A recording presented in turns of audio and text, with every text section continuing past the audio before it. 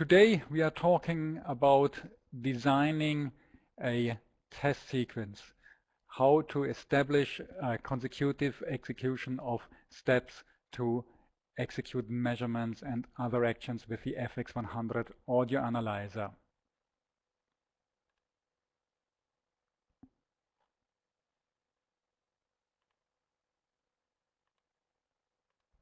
My name is Markus Becker. I'm the technical director here at NTI Audio, and sitting next to me is Peter Gantenbein, the project manager for the Flexus line.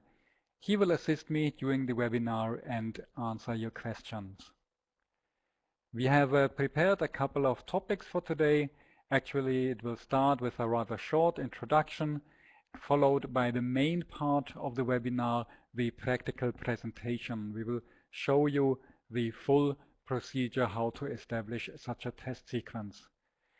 Towards the end, we have some hints and tips for you, and the end of the webinar will be in around half an hour.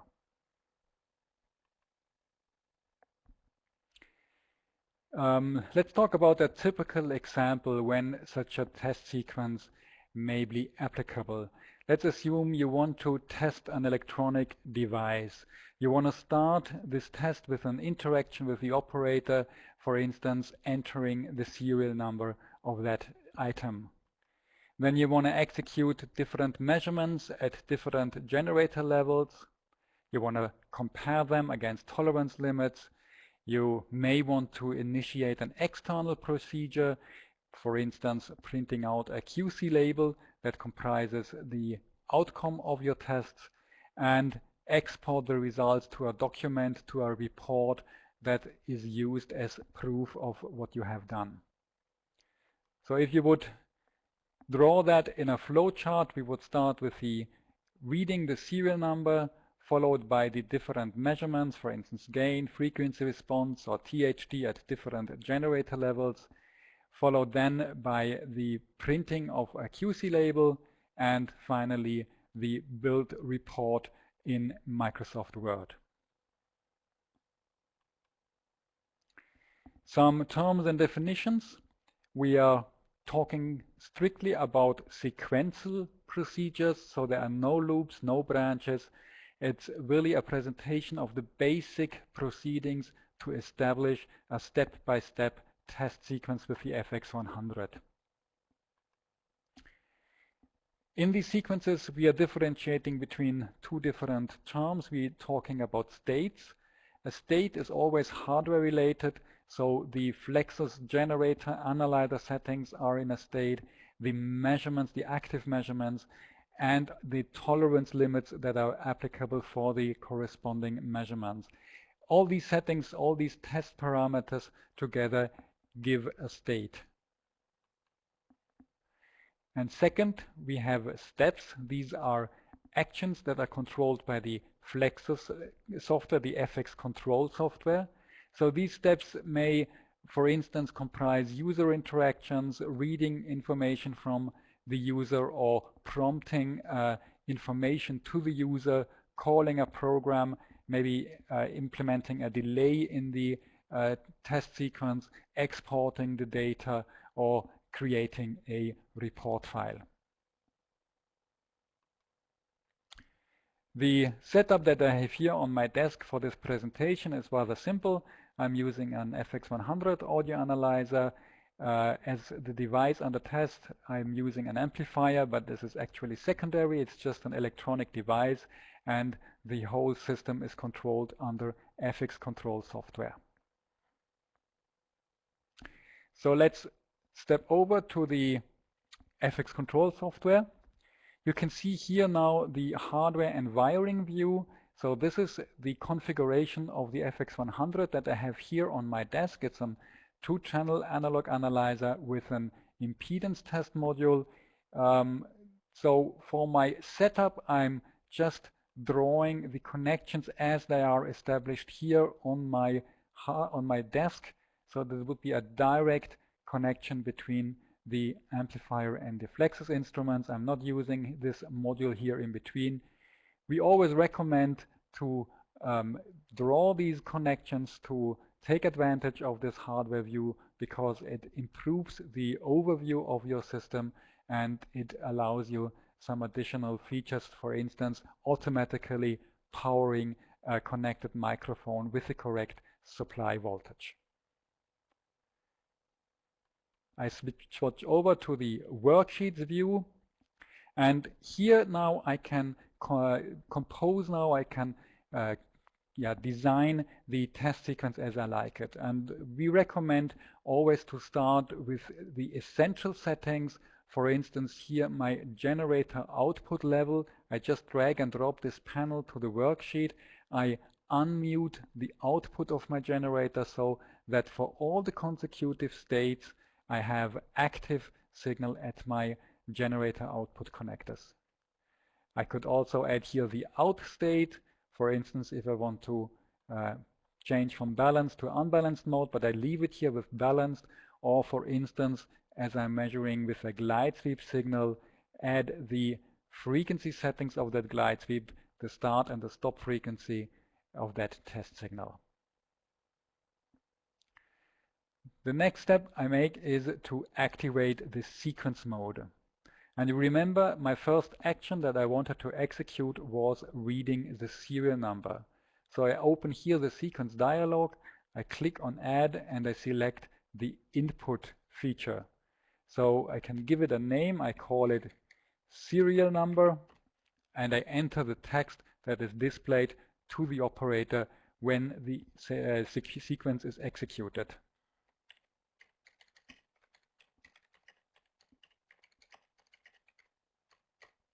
Enter serial number of device under test. So this action would be executed first in my sequence. Next, I will add two states. You remember that was, as in our example, state number 1 would comprise the low-level measurements and state number 2 the high output level measurements. So I click on state number 1 because that's the first one I want to define. And now I also add another worksheet. This is something that I like very much because, again, it adds to a better overview. I rename that worksheet state 1, so I know that all the settings in here, all the panels are related to this state number 1. I start with the measurements. I want to execute gain measurement on channel number 1 and channel number 2. I just drag and drop these two panels here on my worksheet. And now I have two possibilities to execute my sequence. I can execute a single measurement, or just this state here, state number 1. If I click on this button, single, you heard that? So that was just the measurements in my state number 1. I was not asked for the serial number. Only those actions that are related to state number 1 are executed. And you can see my gain is something between 11 and 12 dB. So I will enter these limits 11 to 12 dB as the acceptance range for my measurement. That was channel 2. And here I do the same for channel number 1, 11 to 12. And I add passed failed displays. I just right click on this entry here in the in the toolbar. I select passed failed, just resize this panel. I do the same for the second channel. So I can align the sizes of these two panels this way. Okay, and I repeat my measurement, my single execution of state number 1. Fine, it's passed. You remember we also wanted to measure the frequency response in glide sweep mode. So I select level channel number 1 graph and also channel number 2. I can show both measurements in one graph.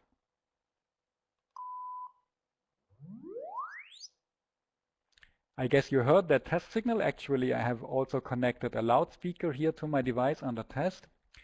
But what you see here too is there's something apparently went a little bit wrong. You see a lot of circles around the measurement results, and when you place your cursor on them, you see in the tooltip analyzer overflow. So apparently the sensitivity of my Flexus analyzer was not adjusted properly for the incoming signal level. So let me add in the state number 1 again the generator level and now also the analyzer glide sweep range.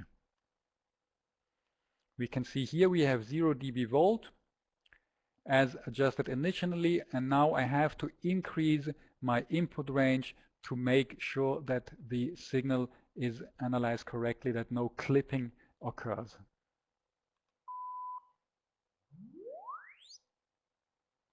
Yeah, the result is fine. My measurement is valid. I just adjust the scale of my graph.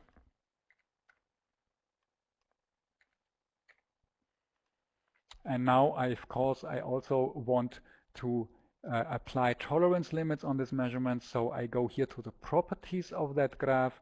I click on Edit Data. I edit the scale. Again, same as in my measurement panel. You see the last recorded curve on this graph. And now by right-clicking on the graph and adding a high point, for instance, here at 50 Hertz and 12 dB, I can say this shall be my acceptance limit. I can add another point, let's say here at 10 kilohertz. So this green area shows you the range in which the result curve must be in to be accepted. And I can do the same, of course, for the lower tolerance limits. So here you see that's the band, my tolerance band. If you like, by right-clicking again, you can also edit the data of these tolerance bands numerically. For instance, here we could say really we want to have exactly 50 Hertz and here the 10 kilohertz and 12 dB. So the inaccuracy of the graphical placement can be compensated by editing the values numerically. Second, I copy the data, I confirm, and I go over to the second channel, and here I just paste the data from channel number 1, and now by rerunning the test, you see here on the graph again the tolerance bands and the two curves in between, and now my last step would be to add passed failed displays for this glide sweep measurement as well for the two channels. Now I did something which you did not see. I just want to rerun the test. Actually, I amended the gain of one channel. And this may, of course, happen at any time, that in the process of defining a sequence, you realize that you should add an information to the operator that you has to take care, for instance, in our example, to adjust the volume correctly. And we can do that by, again, opening the sequence dialog. You see here the serial number. That was my first step, followed by the two other states. Now I can add another step, a prompt. I call it volume. And it says adjust volume control to default position. So this message will be shown to the customer. I just have to put it in the correct position. I want to have it directly after entering the serial number before the first state is executed. And now I click on this button, not on the single one, but on the run button. Run means that the whole procedure, including all the steps, will be executed. You see, I'm asked for the serial number. I enter that manually via the keyboard. Then I'm asked to adjust the volume wheel. I confirm. and everything is fine exactly as I want it.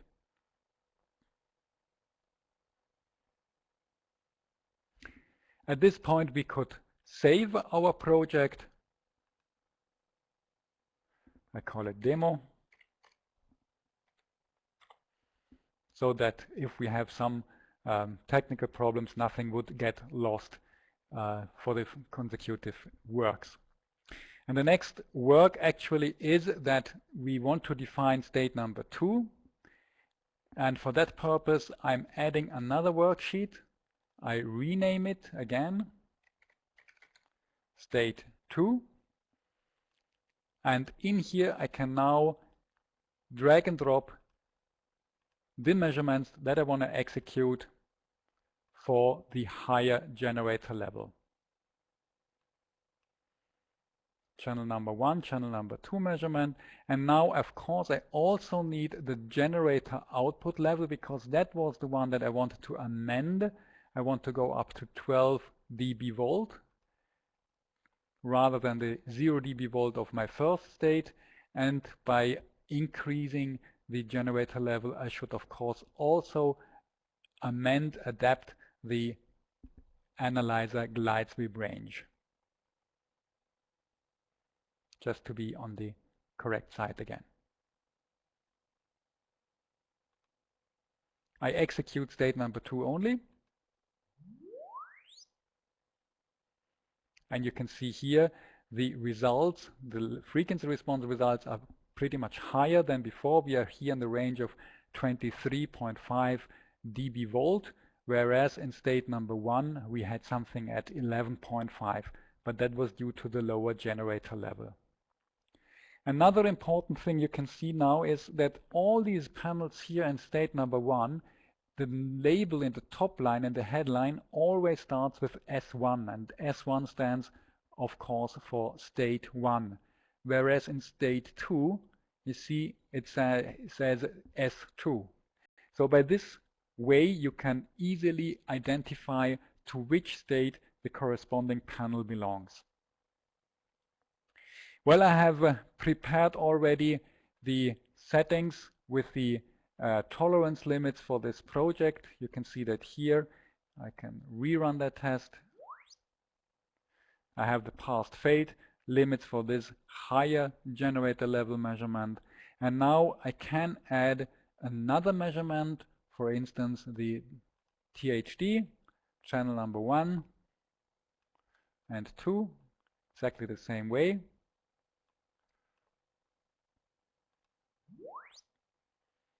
So you see glide sweep frequency response and distortion measurement acquired in a single sweep. I have also prepared the setting with the tolerance limits for this state here of my presentation. So now I have my initial worksheet. I have state number 1 with the gain and the frequency response measurement, and I have state number 2 with these frequency response and THD measurements. I'm going to execute now the whole sequence, and this time I'm going to scan the serial number. I have a barcode scanner connected to my PC just to make it quicker than entering it manually. I confirm the volume control. So you heard the 3 measurements: the meter measurement for the gain, the first glide sweep for the frequency response measurement, and the second glide sweep for frequency response and THD at higher generator level, and all these measurements are passed. So this is basically the measurements we wanted to execute. Let's get back to the overview chart. In reality, let's assume you have established this sequence for a production site. You want to, of course, inform now the operator whether the overall test is passed or failed. And for this purpose, we are adding here a calculation item. Actually, it's the overall passed failed calculation item. This is another panel. And this panel now combines the results of all the measurements that I'm selecting. So I'm going to start here, for instance, glide sweep level channel 1 of state number 1. I'm adding the same for the channel 2. I'm adding the THD measurement of state number 2, and so on and so forth. Actually, I have also prepared that. I'm going to show you later that with the final situation. But there are two more things that I want to add, and the one was the printing command for the QC label. For this purpose, I open the sequence dialog, and now I add this program call. And in here, I can select a program.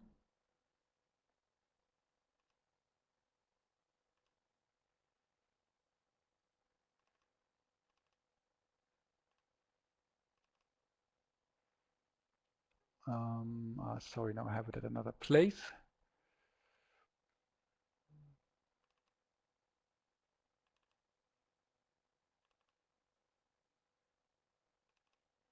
Here it's called print QC label. It's an executable. I select this program, and now I can add arguments. An argument would be an information that has been read or that has been acquired by the software, and that is handed over to the corresponding executable. For instance, the serial number that I have entered to the software, or it could also be the overall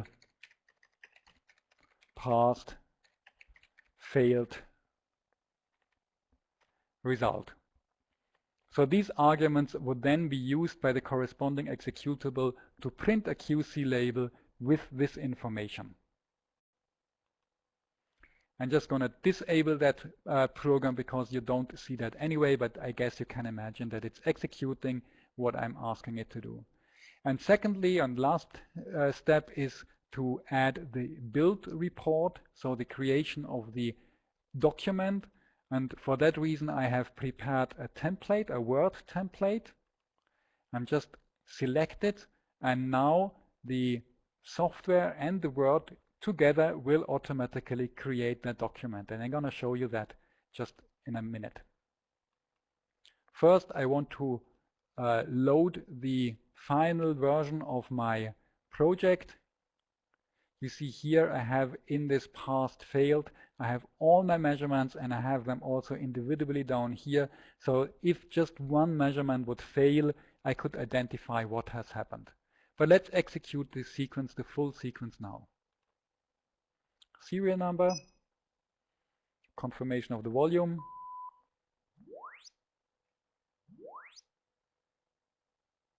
and you see it automatically writes this information into my Word document and opens it.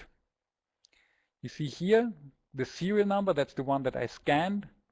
You see here the gain measurement of the two channels, the results, followed by the frequency responses at 0 dB volt and at 12 dB volt, and finally the distortion measurement at 12 dB volt, last but not least the overall result. The layout of my document is completely up to me. I can arrange these fields the way I want. I'm absolutely free on that. You just need to add the developers tool to your Word document, and then you can add these fields, and you can, in the properties, you can edit the content. You see here, for instance, just again this $ with serial number. That means that the serial number that I have entered in FX control will be automatically taken over to that Word document.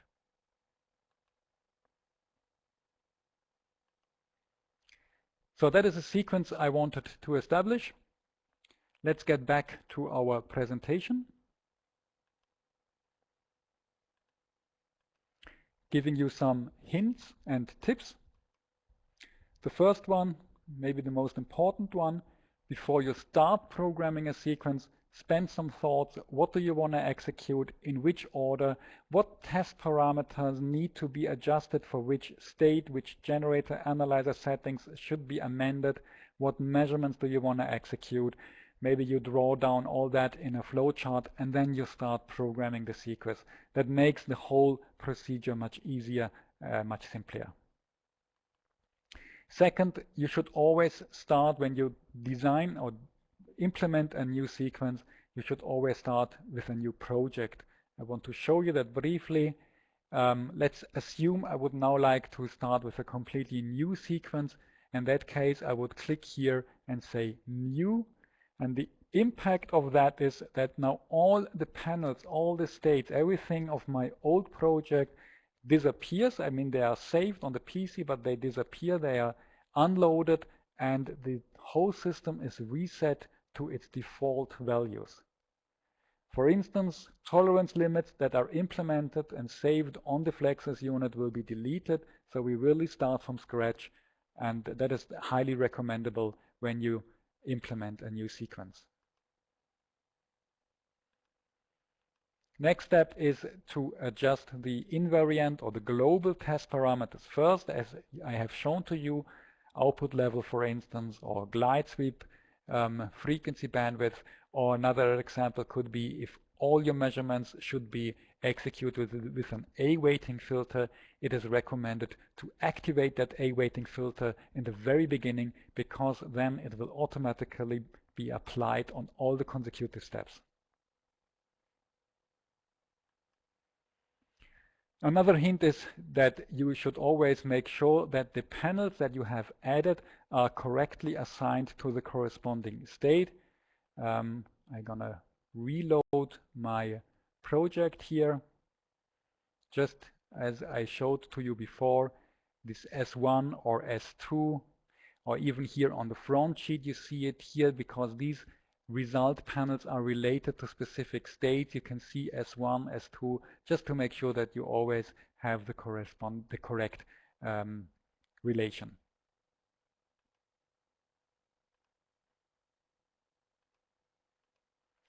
An optional hint would be to implement the states, to drag and drop the corresponding panels on separate worksheets. I like that very much. I think it adds to a better overview, but it's up to yourself, to your preferences, whether you want to do that or whether you want to have all the panels of different states on just one single worksheet. You're free to do that as well. Make it as the way you prefer. The overall past fade display is definitely a good recommendation if you place it at the front sheet, because then you have the direct feedback of the overall outcome. And last but not least, if you encounter any specific challenges, if you need some specific solutions, please contact us if you don't find them, and we will find a good solution for your application. Well, we are at the end of the presentation. I will in a minute come back to your questions.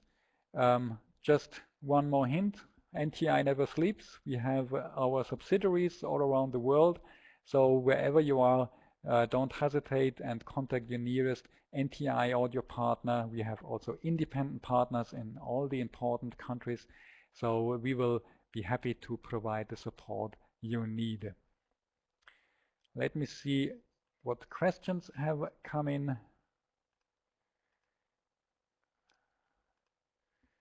Yeah, I see a good one here. And that is a question whether it is possible to export a sequence from one system to another one. And the answer is yes, of course, you can do that. When you have established your project with the sequence, you just save it, and then you can transfer it from one PC to another one. You can open it on the other PC, and it will run on the corresponding system.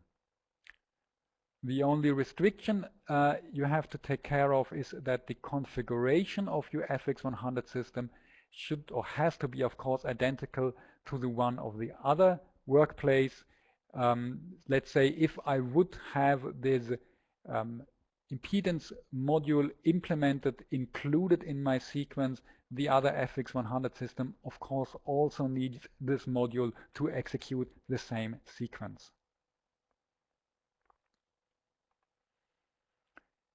Then I see another good question that is actually related to the hardware wiring. And the question is whether the changes here in my hardware wiring can also be would also be part of the sequence, whether And the answer is yes. I want to give you an example. Let me see. If I would, for instance, connect my output here to these impedance modules, and I would internally link them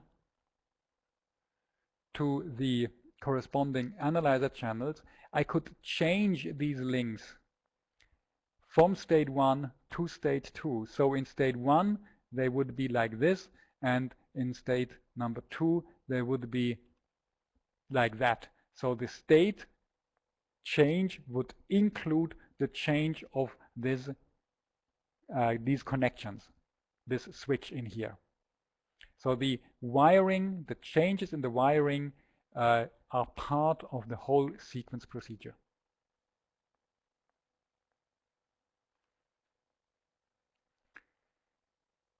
Another question, it's also a good one, is whether I can add more states at a later time. And the answer again, of course, is yes.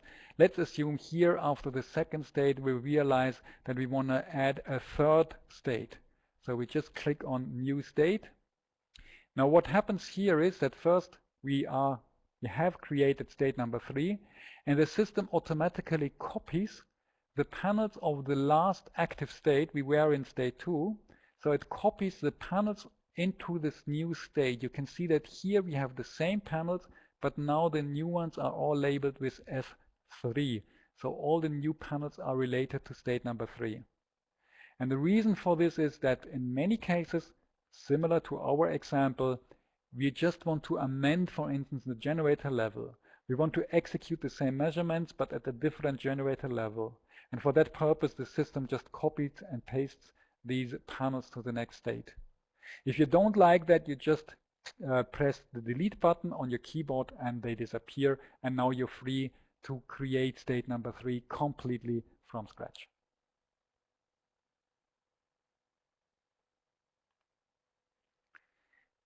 And another question I see here is whether it is possible to implement loops, for instance, repeat until, or branches, if then else, into a sequence. And the answer is no. We have restricted this sequence mode to straightforward, step-by-step executing of states and steps. And the reason is that these loops and branches would really boost the complexity of that feature. Maybe we will implement a simple version in the future, but at the point right now, it's really a straightforward sequence only. If you need more complex test sequences, please contact us and we will find a solution for you.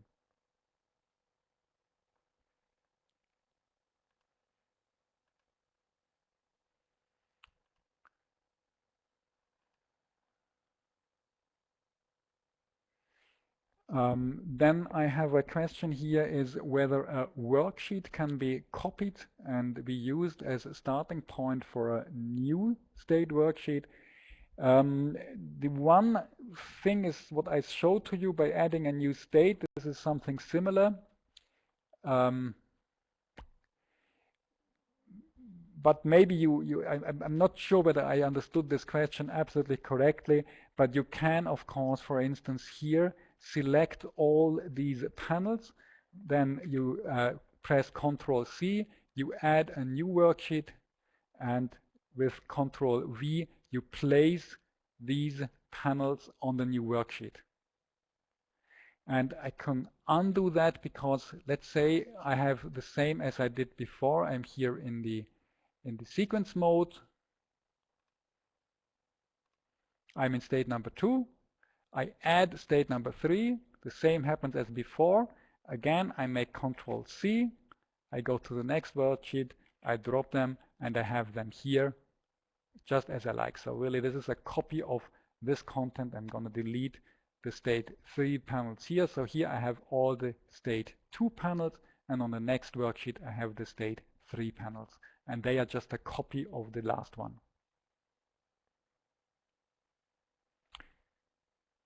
Okay. It seems that we are through with all the questions. Thank you very much for your attendance. It was a pleasure to having you with us, and hope you received the information you were looking for. Otherwise, please don't hesitate and contact us. We will be happy to assist you. I would be happy to see you again at one of our next webinars. Have a good day and goodbye.